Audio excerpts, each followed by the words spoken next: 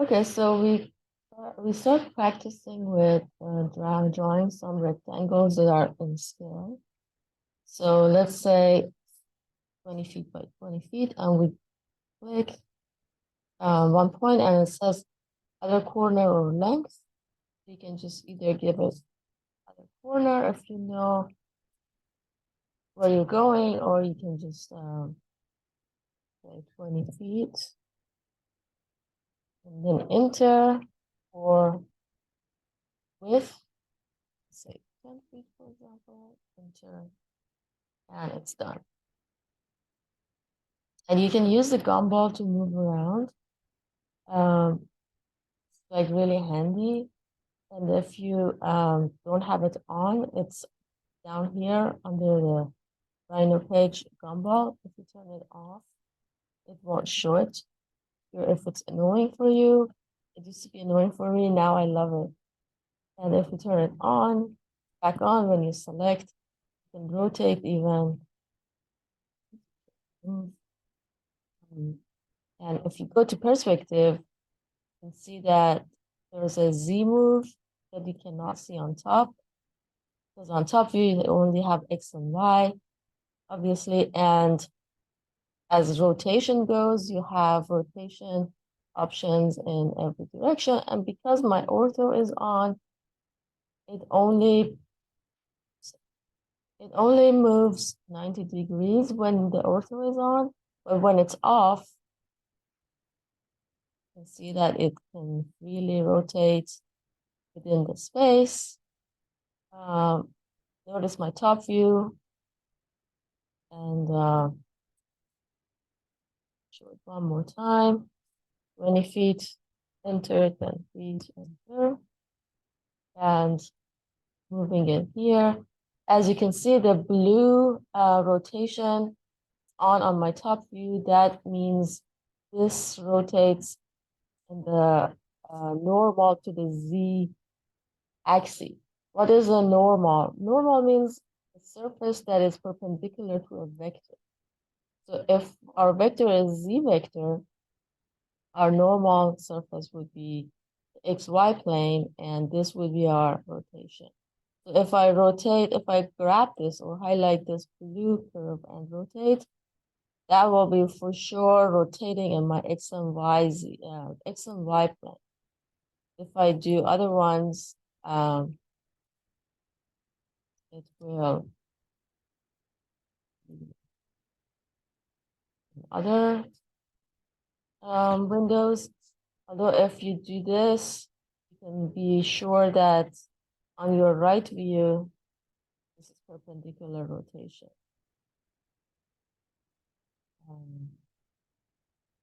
Or it's like, sorry, it's like parallel to the right view.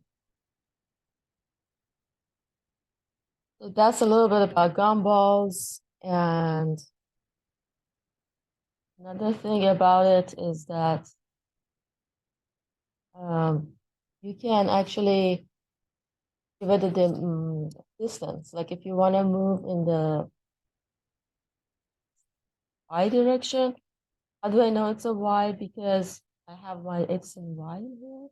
So if you move this in Y direction, if you want to move it by a fixed amount, you click on it and this texting shows up, and you can say 2 feet, and it moves that. And the beauty is that you can give it incremental moves that it repeats if you want, or you can change it, whatever works for you. And if we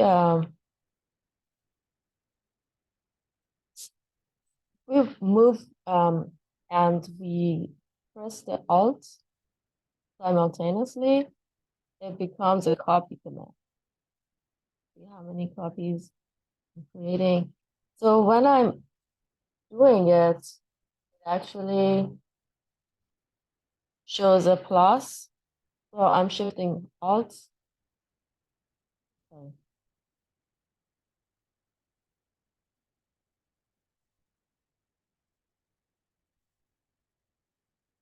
See this like plus sign that shows up? That means it's a copy. If I just want to move, it won't show up. Okay, so when the plus sign is on, holding the Alt, clicking on it. Oh, sorry.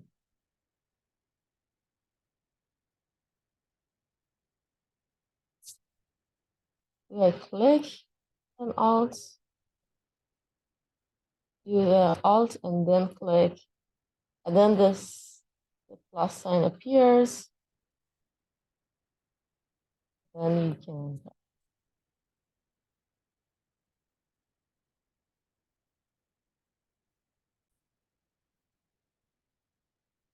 Okay, so when we're doing this Alt pressing, and if we click on the arrow, even if it doesn't show the plus sign, we can give it a number. It will still copy because it's we press the Alt button. And if you notice, there's like this weird dotted background. I believe.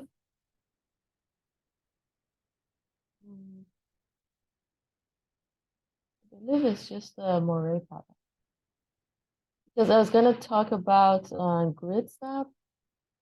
If that's on, then you want to draw something kind of snaps on the grid. See, like,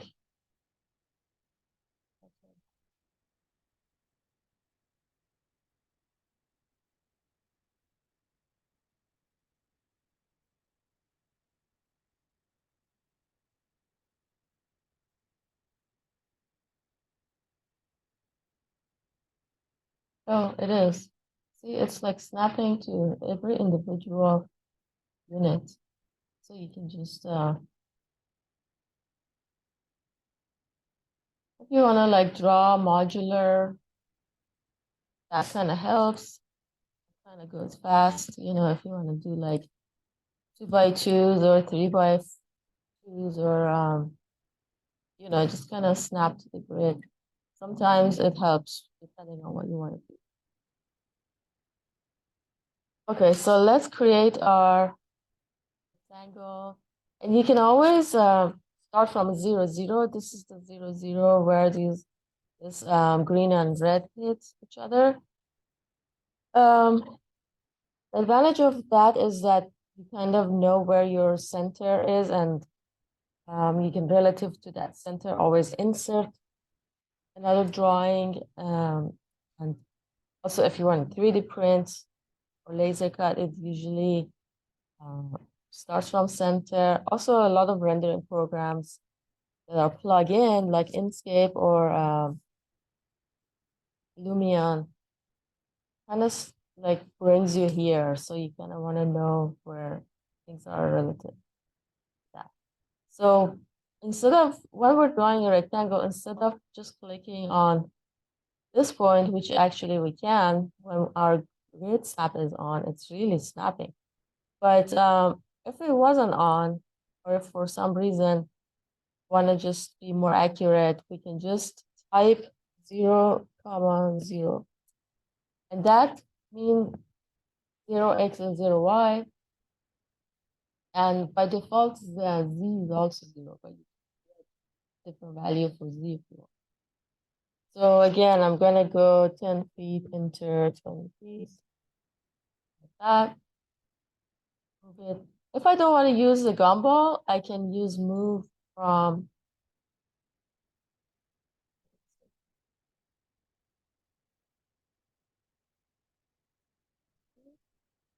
copy, rotate, move. Move here, like move is the simplest command. Or I can just type move or yeah. Move. And you select your object as it says, press enter, and then move it from point to point. Point to point. Or you can say move it from here, click and once for your first reference point. And for your second reference point, you can say 5 feet. And it shows you by this point that this is your 5 feet, and all you have to do is click, and it will stay. I'm just gonna bring it to the center. So when we're drawing like a plan, one way to do the wall thickness is the command offset. If I type offset and select this line, you can see that it's creating a line inside. I'm going to repeat that. The distance here is 0.25, is pretty small. So if this is a building, maybe we want our wall thickness to be 5 inches or something. So I'm just going to give it 5, and you notice that how this distance changes. So if I give this 3, this distance is 3. So I click and it's drawn. So again, offset, make sure the distance is correct. Select object and click out. Select object, click out. You can also click on the other side. Sorry, click out or click in. Okay. And this is kind of a cool command. So it quickly creates all these offsets for you. But as far as where it lives, it's under curve because offset curve that we're using.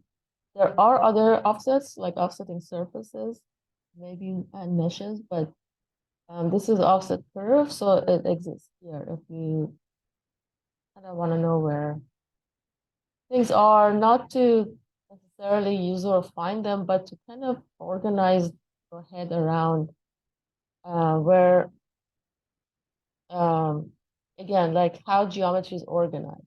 So this is curve stuff that we're talking about. Okay, so let's say we have this, and then we kind of want to have a door here. So I'm just going to draw a line. I don't know. It's snapping to the center of the square. By the way, a square has a center as well. It doesn't have to be a circle. And I'm going to go straight and enter. So I want to create like a maybe 3-foot door here. So what I can do is to either copy this line, holding Alt, clicking, and typing copy. Or I can just offset this curve distance 36 inches, which is exactly 3 feet. And here it is. Offset is usually the fastest. So now I want to get rid of this curve, part of the curve here and here and here and here. And this is the same operation as in CAD. So we use the trim. I'm going to type trim. It's fast. Select cutting objects. It wants to know what it's cutting. Like, what is your knife? My knife is this and this. Okay, press enter. And then select objects to trim. What do you want to trim actually? I want to trim this and this. And enter. Now I want to cut these. I'm going to do the trim again. So enter brings back the command. Select cutting objects. Now the cutting objects is these. But it doesn't matter. I'm just going to select everything. It's smart enough to know. But for cutting, I'm going to press enter or spacebar. And then click on these tips that I don't need and enter. But notice that my rectangle is not broken. This part is not connected to this, which is fine. But again, if we want to do a surface later, then we kind of want to be in the habit of closing everything. So I'm going to select, see if I select from left to right, it only selects objects that are entirely in that selection box. So for example, this big boy is not in this box, so it's not get selected. But if I go from right to left, it selects everything that this box hits. Not that like the whole object in it, but like one contact and it selects it. So you get used to this kind of selection. So again, oops, if I want to select only these smaller lines, I go from left to right, and they're selected. If I want to select everything, then obviously I include everything in my selection box. In any event, I just want to join them. So click join, and they're all connected. So I'm going to put this in my layer 1 and call this wall. And if you don't want, I accidentally made this the current layer, so I'm just going to make my default current layer. All you have to do is to click on this area of that layer, make them correct. Okay, so this is my wall, and I can play with the properties later. For now, continuous, and the print width is, I want it to be 0.5 because that's like a typical wall thickness in plan drafting. And why not give it a black color as well? Not to be confused with the default black. Okay, but still my default is on, so I can keep drafting in this layer.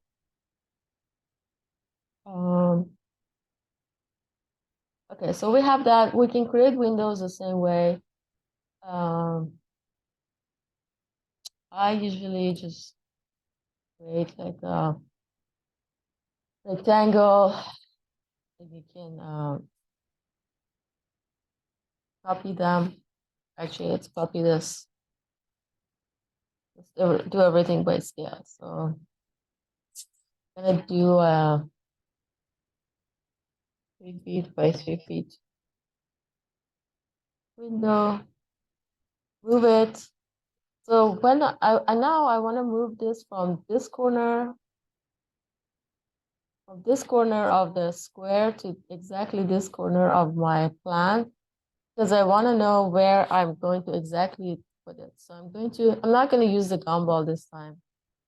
I'm going to use the command move and point to move from. I'm going to this point, and my object snap is on. Object snap is on, and endpoint is on. And then I'm going to move it to this endpoint and see how it snaps. Okay, now it's here. I know that exactly how far I can move this. So now, if I want to move it with the gumball, remember this is the arrow going up. If I want to go this way, I just have to give it a negative amount. So minus 5 feet, for example, and that's where my window is. This is like a reference, not a window. So I'm just going to move it here. But I know that this is exactly 5 feet from the corner. Or actually 2 feet. Because this whole thing was 5 feet. And this thing is 2. Okay, so now let's try to trim again. Trim, select everything. Trim the parts that you don't want. And I mean, you can join when you're done with your operation. So now, well, this part is joined separately because obviously there is nothing to join that. So now I want to explode it because I want to copy these here by 10 feet. Minus 10 feet. And, oh, sorry, I don't want to move them. I want to copy them. So Alt, select, minus 10 feet is good. Enter, it jumps in, trim, select everything.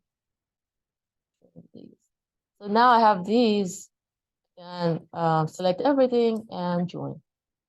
So now this is like one object. Because if they're not joined, it's really annoying, like they're individual. You want to maybe design, move this walls around, and it's really annoying. But when they're joined, it's just so easy to sketch and move it. And it's organized. Okay, so make sure everything is in layer walls. Okay, you can test it by turning it off and on. And kind of has like review of the thickness of the line. And now I'm going to create my windows. So actually I can start my layer.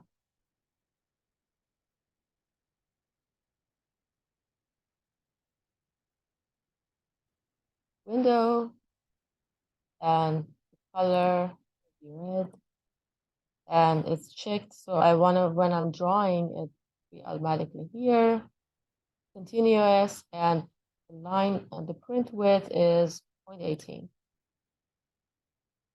Pretty light. Okay. So let's do it then. You can do rectangles or you can do lines, point to point, pretty simple. So again, select the line, endpoint to endpoint. What I'm using is the tab key to restart the command, close it, restart,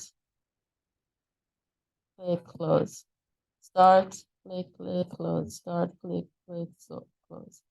Tab, start, click, tap, start, and tap. Okay. So that's how you can go faster. So notice that this is not really mirrored to the center. Nothing is like centered to the center of this rectangle. So what do we do to kind of center things around? So where is the center of our rectangle? I'm gonna turn off.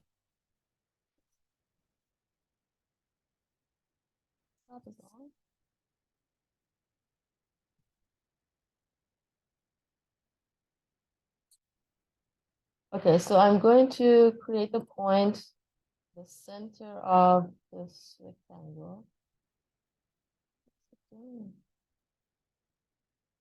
Center of what? I'm sorry. I'm gonna draw a rectangle here so that this knows what center I'm talking about. Now, if I hover around the red rectangle, it will read the center pretty fast.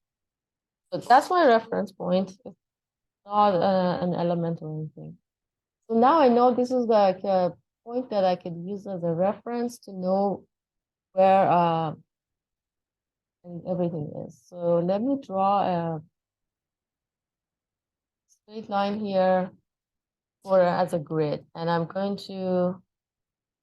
Oh, this thing basically it's like a handle that you can drag. It actually stretches your line. And I'm going to move it from its midpoint, put it in the center so it's like centered. And I'm going to copy this out, rotate it. For rotation, you can use this guy. And just click on it and say 90 degrees. And do the same, move it from midpoint to the central point.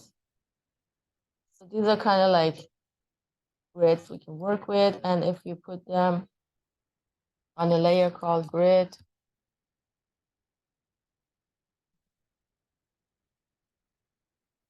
it doesn't matter. And then the line type want to be like this.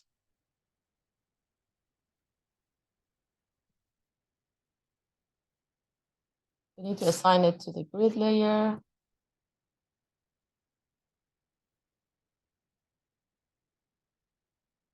The line type is very small.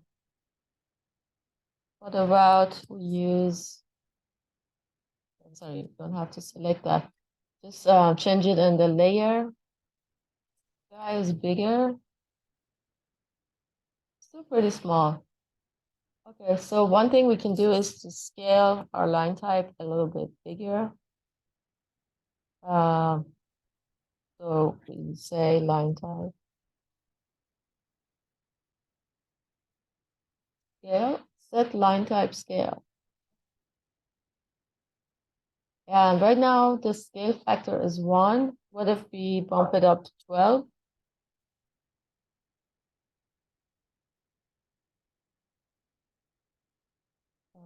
Did it even change? 100, 120. Okay, that should. Okay. That's more like it. I was thinking. Let's move everything to the white zone. Okay, so now I want to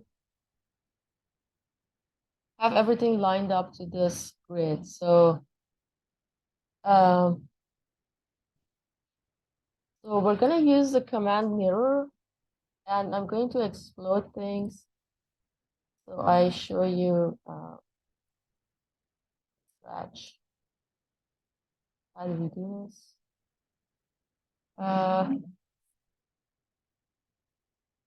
Let's say I'm gonna use the fillet to bring these back to the original rectangle. Okay, let's say I want to do my, this time I'm gonna just use a line. From this point, come down 4 inches. Go this way, offset 36 inches down. And for creating a window, these don't have to be a solid line. It could be trim, select everything, and trim the parts that I don't like. You can see this is now became the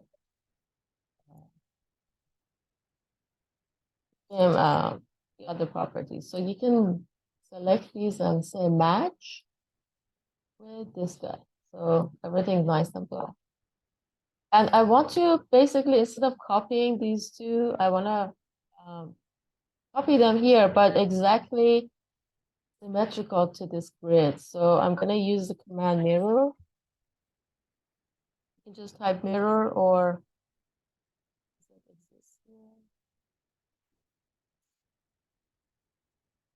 copy. Doesn't matter. Should live on the curve.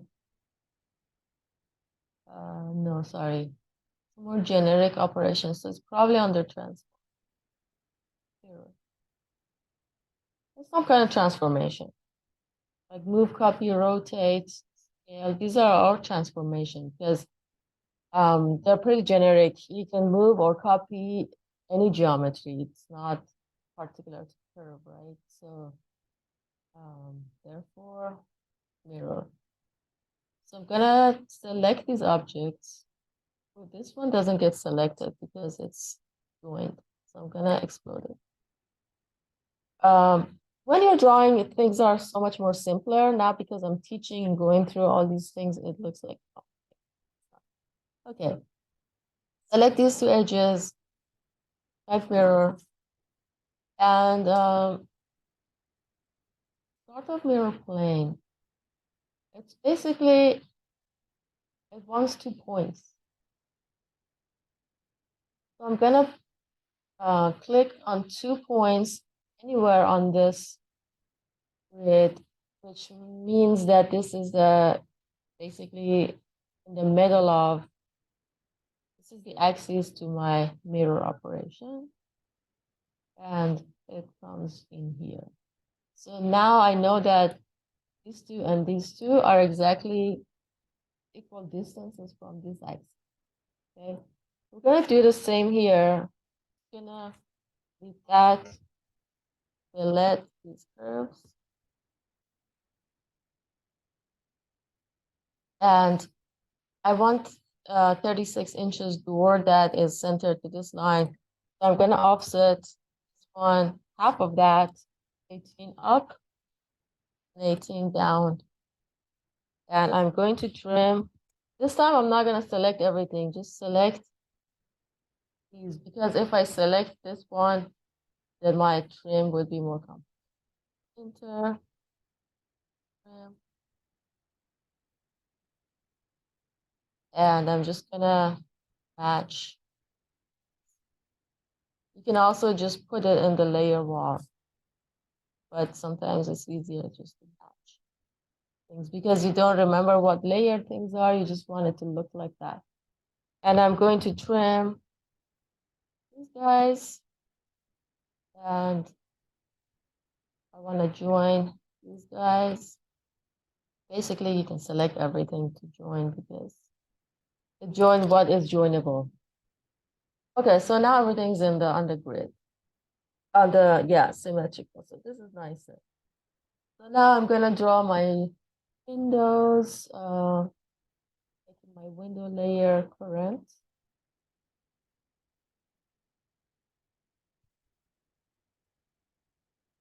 Normally the middle one representing the glass itself can be a little thicker, represented by green, which is the third number in the standard width. So red is the thinnest, yellow is also thin, green is kind of medium thin, cyan starting to become medium thick, blue and magenta thick, and white is the thickest. You can either use that standard plotting system, or you can create a layer for glass and make that like 0.3. And this will go to the layer glass.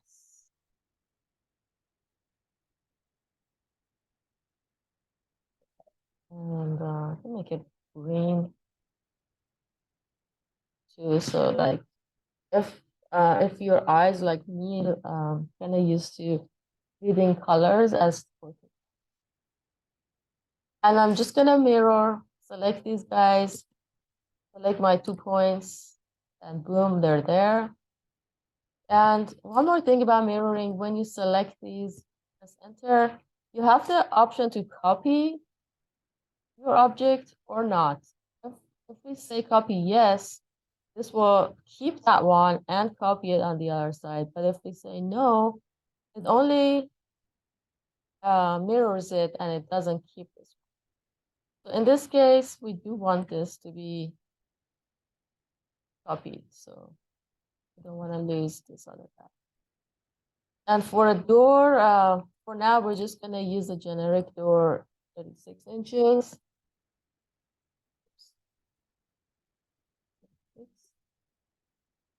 And an arc, maybe. Center of arc is here. Start of arc. And for now, you can keep this in your window layer. So this is my ugly room. If you want to like make it bigger by 2 feet.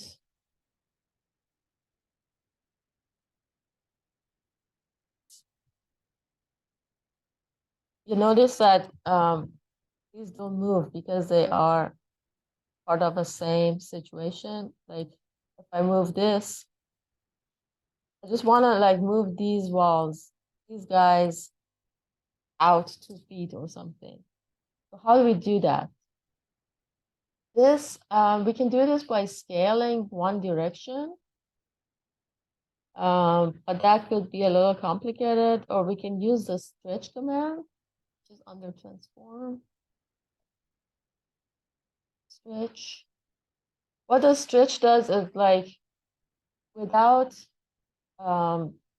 disassembling or exploding, it expands the width, the length of the object. So select objects, stretch, and you need to learn to how to select. So I'm just going to select the areas that are gonna move and the areas that are gonna get stretched in this window. And press enter, and then start, could be anywhere. I'm just gonna give it an amount.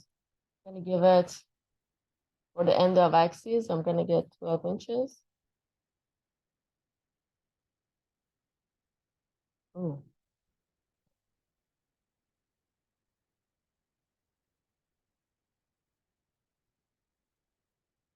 Don't know how this works.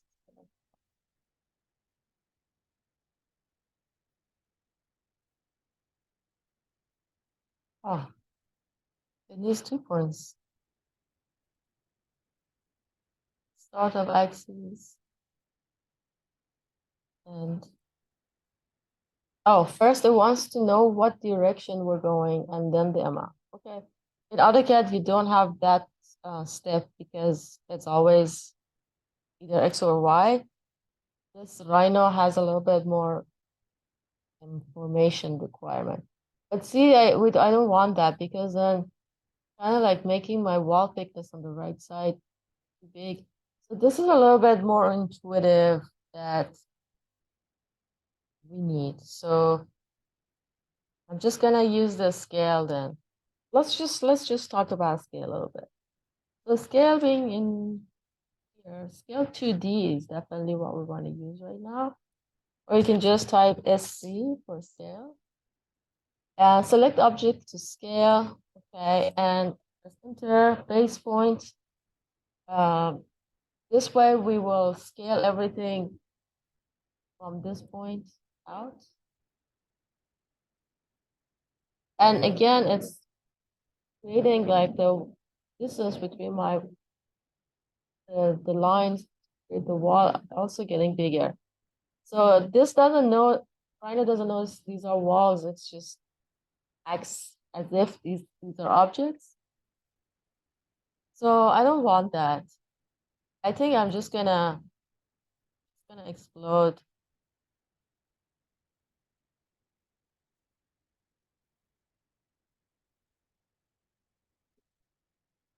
Just gonna explode these guys and select these elements and move them 4 inches. Select these elements, then minus 24 inches, and then use the fillet command. One more time. Join, yes, I want them to join simultaneously.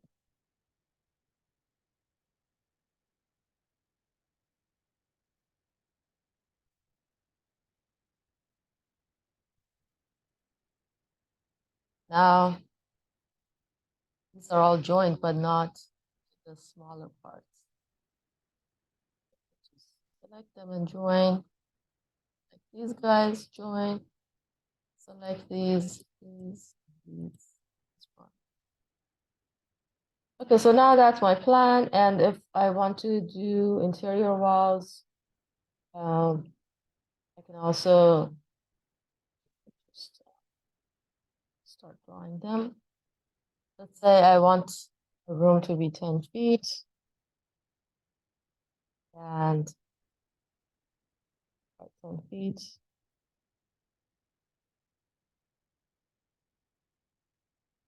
Delete this line. Oops, that was a polyline. Explode.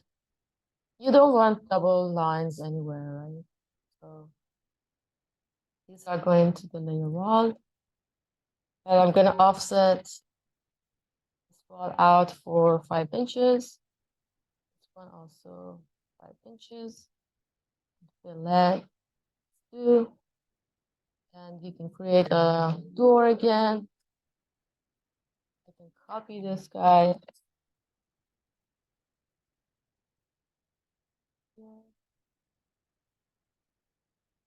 And I'm gonna mirror my door.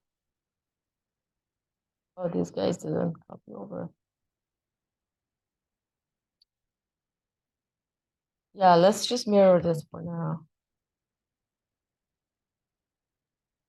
Oops. Mirror, copy, no. See, we don't want it to copy on its own. I just grabbed any axis. Doesn't matter for me. I just wanted to flip, right? So mirror it from any axis. And then I want this to start from this wall. And I'm gonna draw my lines nice and dirty, trim.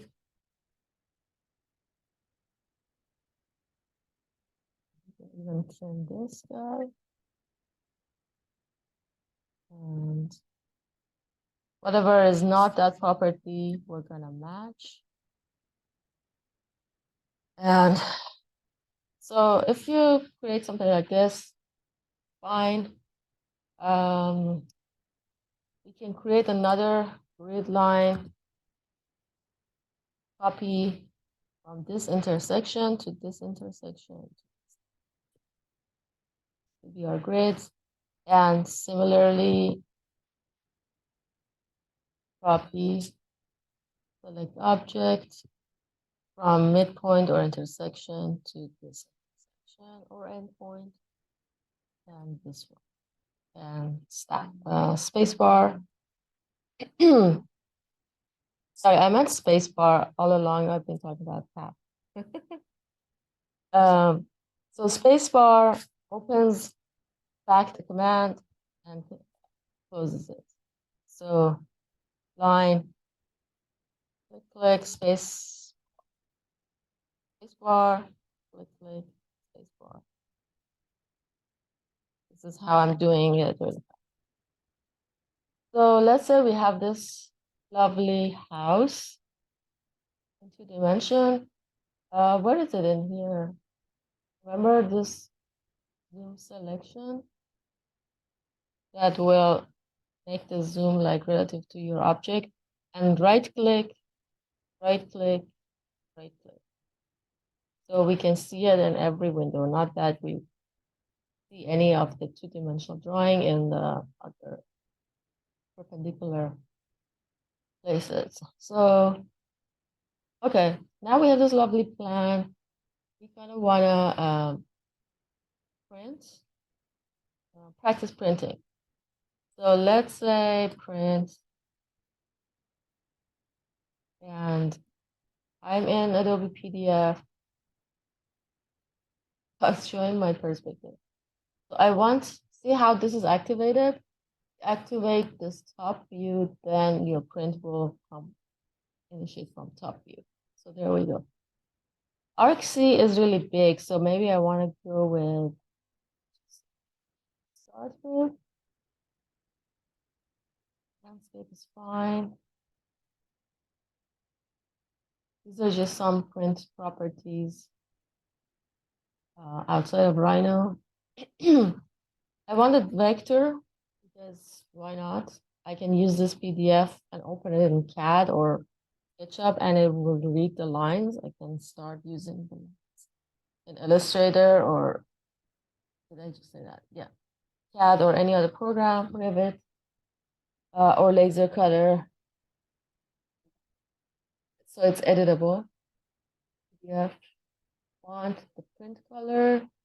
I did not define them, but there is the same as my display color, so that's fine.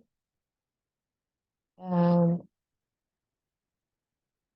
set view. I think our view is fine. But what's most importantly I want to talk about is the scale today. So right now we are at 1/8 scale conveniently because I previously used it. So you can just open the slider and use any scale that you like. 1/4 is bigger and nicer in this paper size. So you can see what is more appropriate for you. Maybe 316 is perfect just for composition wise. But 316 is usually not like a common scale unless you have to. I mean, it's okay, but it's not super common.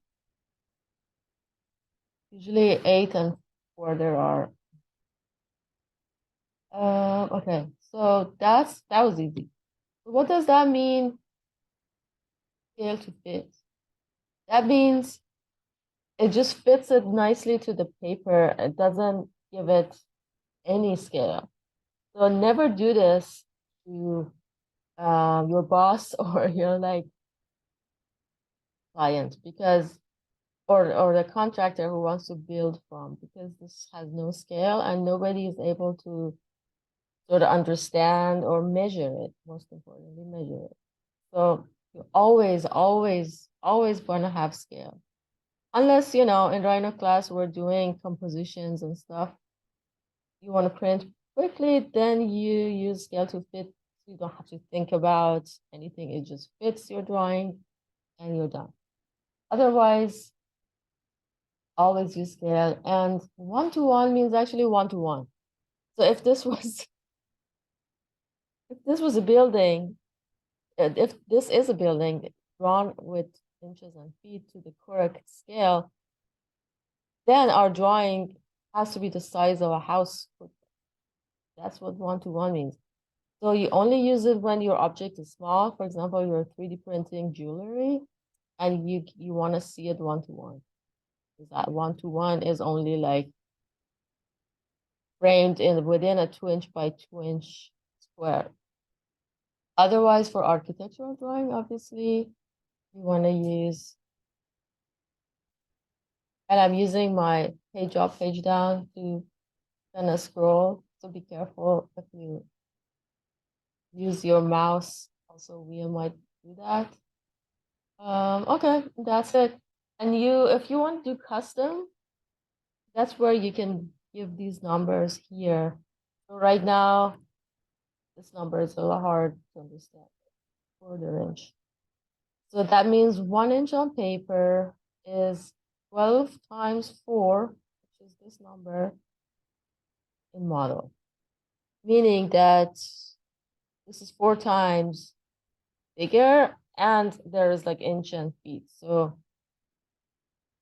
every inch, when you print this out and you measure this by a ruler, every inch that you go is 4 feet, basically. Okay, 48 inches is 4 feet. So that's what quarter inch means. Yeah, the more you practice, the more you get. So if this was half inch, then this would be 24, I believe. Yeah, see how it is changed to 1/2, and so on and so forth. Here, and I think margins are fine. You can overwrite, I think, your types and line widths. You can scale them if you want. And the default would be this. If you didn't define anything, it would be this width. And visibility is where you can select an object or not. That's mostly what I use. Lock objects, background color off, actually, to have a white background. Because if you have a defined background color, you can actually see it here.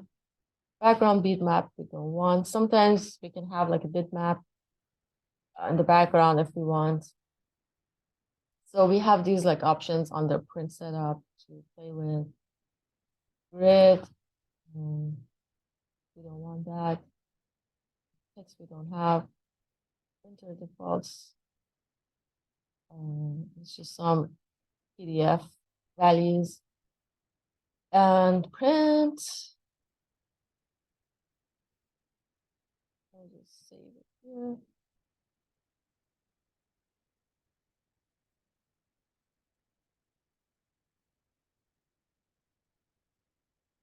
It's taking a while. Ooh, crashed. I think my Rhino crashed.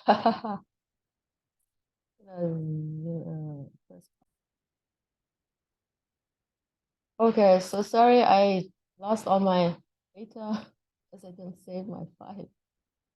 So let's quickly create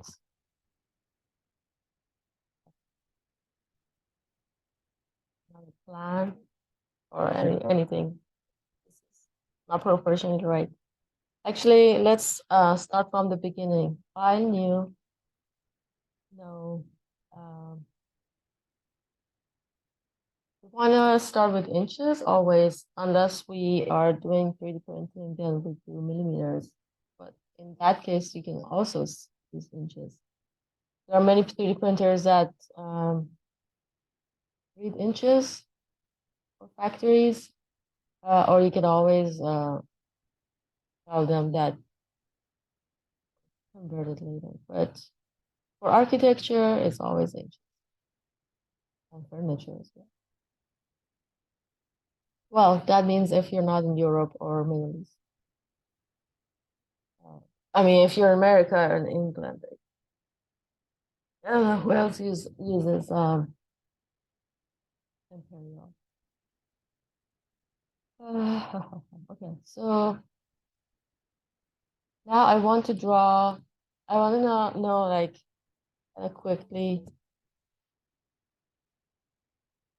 the size of my like get a grasp of everything. So this is gonna do distance, type distance from endpoint to endpoint. It says 240 inches, which is 10 feet. Sorry, 20 feet, because divided by 12, this would be 20. So that's my 20 feet. And I'm going to offset this guy down for 10 feet. And I can now draw my rectangle in there. And delete these lines. And now offset this down for 5 inches.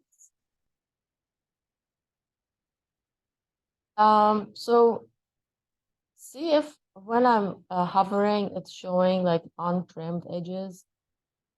I think if we say trim no in here, then it will not trim it, which is like this. Like, why would you want that? I don't know. Maybe sometimes you do. But normally we want to trim, have it thinner out. And both sides, obviously, goes both sides, which could be really handy sometimes. Sides, yes. See, I'm doing one time, going both sides. This could be really handy, especially when we're designing like surfaces and stuff sometimes. When we're modeling, you want to like offset in two different directions at the same time for the sake of symmetry and stuff. So that's okay. So we were talking about points. So we talked about the scale and everything.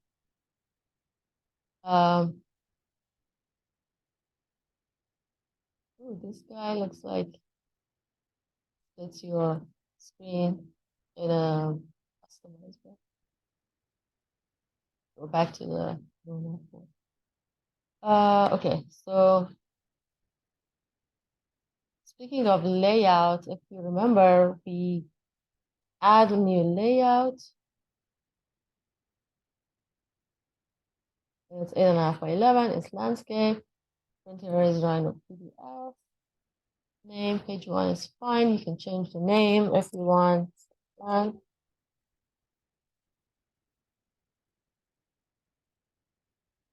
And okay,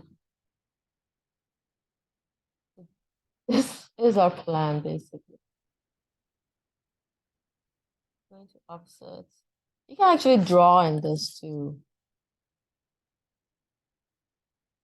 But make sure you lock your view so when you go in it and zoom in and out, it won't change your layout, because if it's not locked and you zoom in and out, then yeah, this will change your scale. But this is a completely random scale right now, so it doesn't matter. So I'm gonna click on it and give it the scale value here.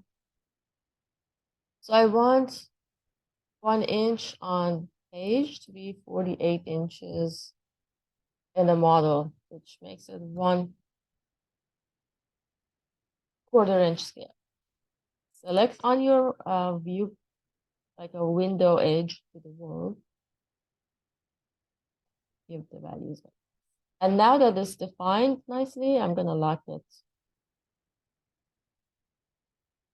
So that's another way you can scale your drawing. And of course, if you want to have text here,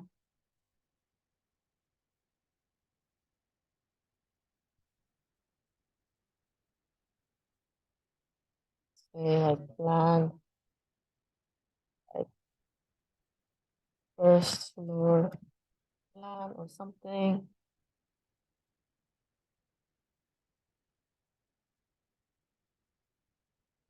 You can scale it.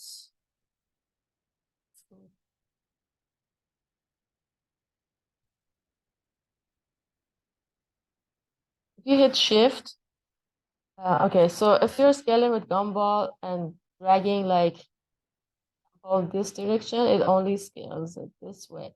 But if you hit shift, it will uniformly scale it for you.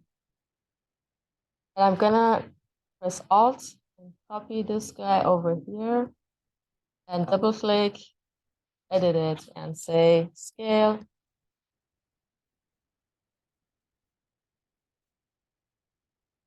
Scale.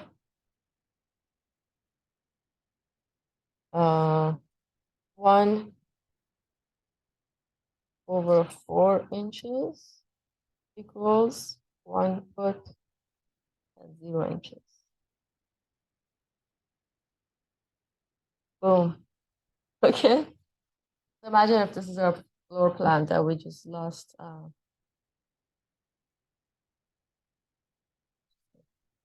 Draw. Marvelous.